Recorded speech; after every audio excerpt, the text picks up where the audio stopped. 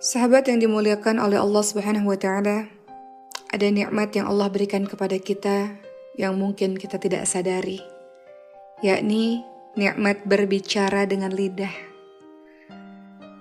Lidah ini, lisan kita ini adalah penterjemah dan pengungkap isi hati.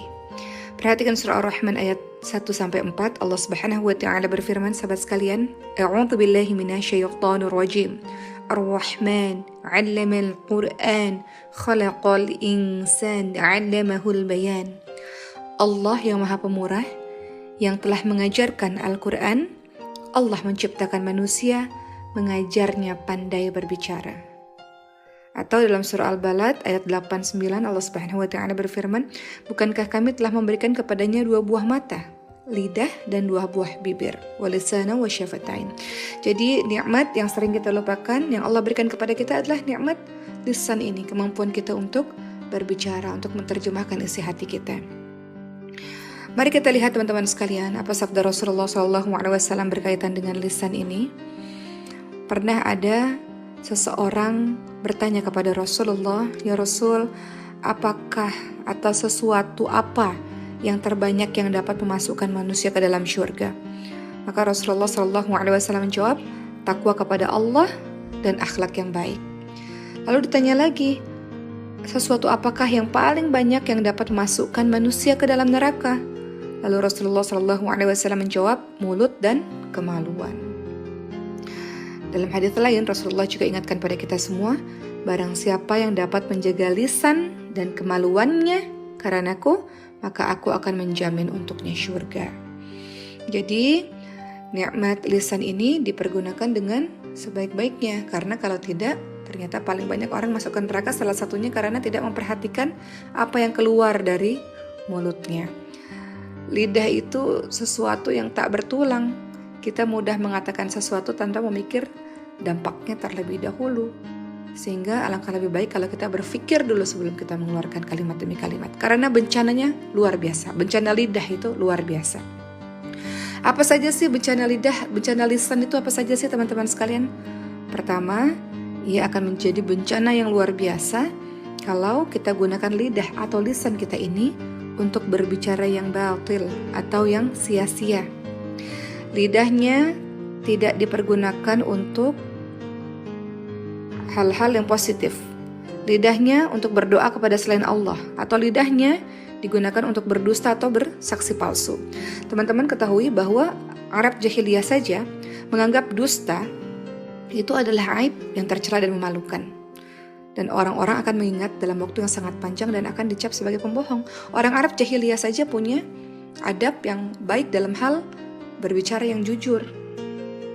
Hal ini pernah terlihat pada saat Abu Sufyan yang pada saat itu memusuhi Rasulullah ditanya oleh Kaisar Heraklius tentang sifat dari Rasulullah SAW, tentang Nabi Muhammad SAW. Maka Abu Sufyan walaupun membenci Nabi Muhammad SAW ketika itu, tapi beliau tidak sanggup untuk berbohong. Beliau ucapkan yang baik-baik di depan Kaisar Heraklius tersebut tentang siapa Nabi Muhammad SAW. Kemudian bencana lidah, berbicara batil tadi, apa saja sih selain berdusta, bersaksi palsu, lidahnya berdoa kepada selain Allah, ghibah dan fitnah. Hati-hati teman-teman sekalian, banyak di antara kita menggunakan lisan kita ini, gak difikir dulu sebelum kita berbicara. Kita lakukan atau kita pergunakan lisan kita ini untuk ghibah atau untuk fitnah.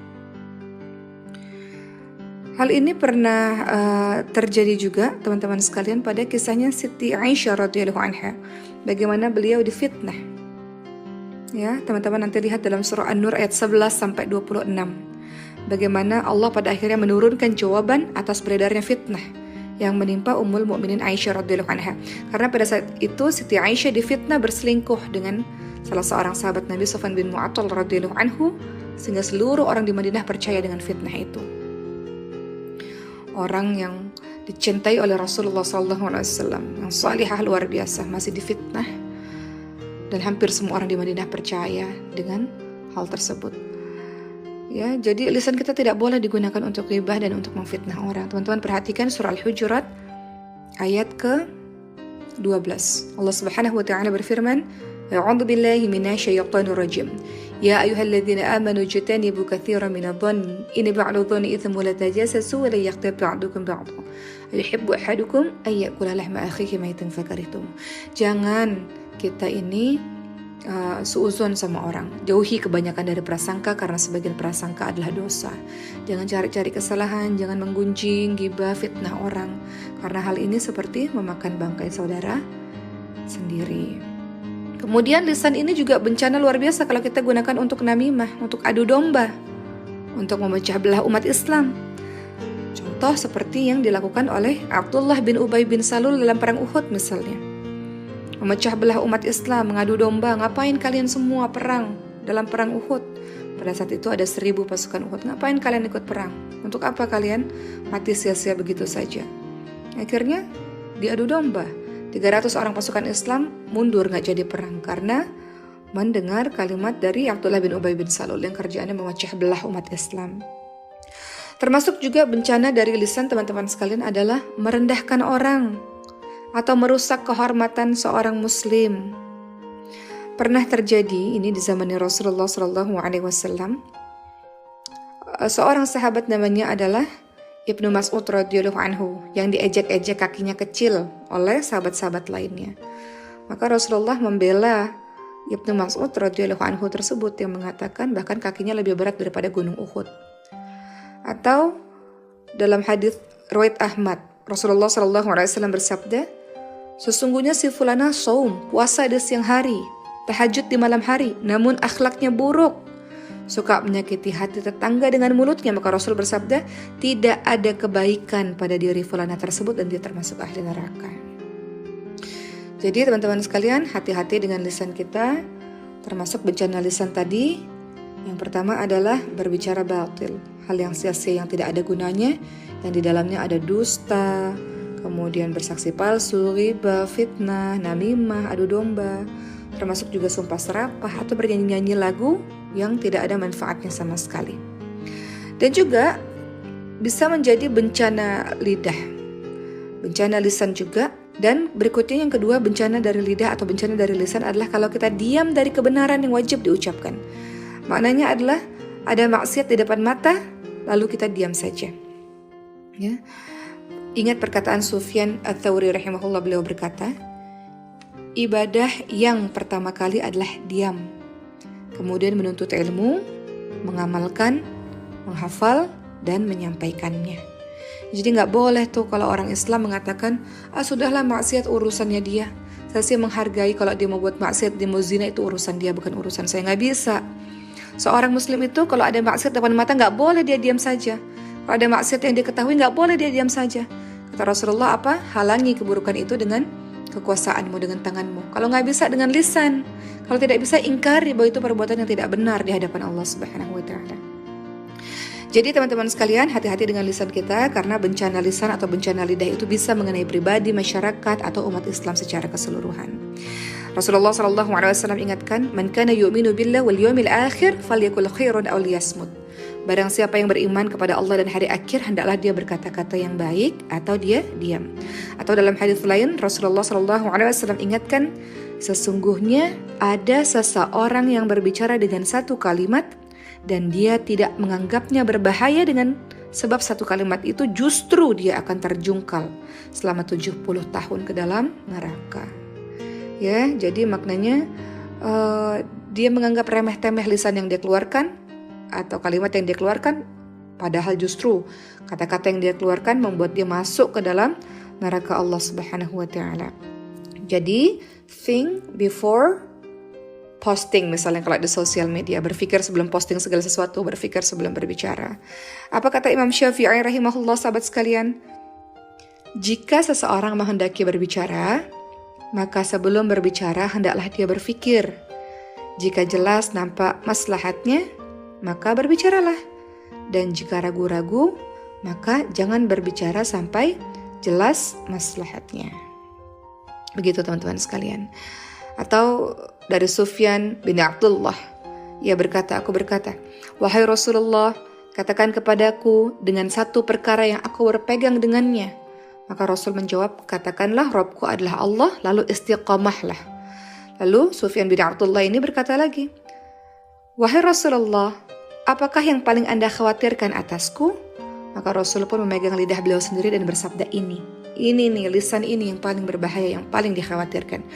Maka jagalah lisan, sahabat sekalian, dan ingat bahwa keterjagaan dan lurusnya lidah atau lisan sangat berkaitan dengan kelurusan hati dan keimanan seseorang.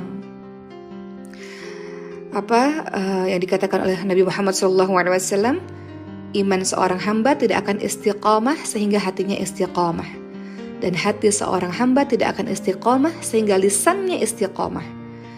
Dan orang yang tetangganya tidak aman dari kejahatan-kejahatannya, maka dia tidak akan masuk ke dalam syurga Allah Subhanahu wa ta'ala. Jadi jagalah lisan kita, dan ingat, balasan orang yang menjaga lisan adalah syurga Allah Subhanahu wa ta'ala. Kata Rasul apa? Barang siapa yang menjamin untukku apa yang ada di antara dua rahangnya dan apa yang ada di antara dua kakinya, maksudnya mulut dan kemaluannya, maka niscaya aku akan menjaminkan syurga baginya. Maka sahabat sekalian, terakhir, perhatikan perkataan dari Umar bin Khattab radhiyallahu anhu. Beliau berkata, barang siapa yang banyak pembicaraannya, banyak pula tergelincirnya. Dan barang siapa banyak tergelincirnya, maka banyak pula dosanya. Dan barang siapa yang banyak dosanya, maka neraka lebih pantas untuknya. Jadi mudah-mudahan kita semua bisa menjaga lisan, sebagaimana Abdullah bin Mas'ud bertalbiyah di atas bukit Sofa, kemudian beliau menyeru, "Wahai lidah, katakanlah kebaikan, niscaya engkau mendapatkan keberuntungan. Diamlah, niscaya engkau akan selamat sebelum engkau menyesal." Ya, jadi hati-hati dengan lisan kita. Dan Al-Quran mengajarkan kita untuk berkata-kata yang baik. Apa kata Al-Quran? Contoh dalam surah Al-Isra ayat 23. Apa kata Quran? Qawlan karima. Ya, kalimatnya adalah wa kullahuma qawlan karima. Ucapkanlah perkataan-perkataan yang mulia. Al-Quran juga mengajarkan kepada kita qawlan ma'rufa di dalam surah An-Nisa ayat 5. Wa qulu lahum qawlan ma'rufa. Atau di dalam ayat yang lain kita diminta untuk qawlan sadida dalam surah Al-Ahzab ayat 70 sampai 71 ya. Diminta untuk qawlan sadida. Sadida itu berarti jelas, jernih, terang. Ucapan yang tepat, yang timbul dari hati yang bersih. Sebab ucapan adalah gambaran dari apa yang ada dalam hati kita. Kemudian Al-Quran juga mengatakan qawlan baligha dalam surah An-Nisa ayat ke-63. Yakni bicara, kalau kita berbicara, bicaranya sampai ke hati, kepada seseorang. Baligha itu artinya sampai ya. Jadi qawlan baligha dimaknai sebagai perkataan yang sampai dan meninggalkan bekas di dalam jiwa seseorang. Juga Al-Quran menganjurkan kepada kita untuk qawlan masyura. Masyura artinya mudah. Qawlan masyura maknanya adalah kita diminta kalau berbicara dengan perkataan yang mudah, menyenangkan, dan tidak mengecewakan.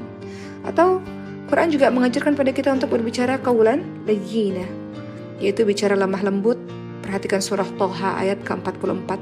Bagaimana ketika Nabi Musa alaihissalam berdialog dengan Fir'aun, diminta untuk qawlan layyina, atau berkata-kata dengan lemah lembut. Baiklah teman-teman sekalian, semoga kita semua menjadi orang-orang yang senantiasa mampu menjaga lisan kita, berhati-hati dengan lisan kita, dan kita dimasukkan syurga oleh Allah Subhanahu wa ta'ala karena lisan kita, insyaallah. Amin ya rabbal alamin.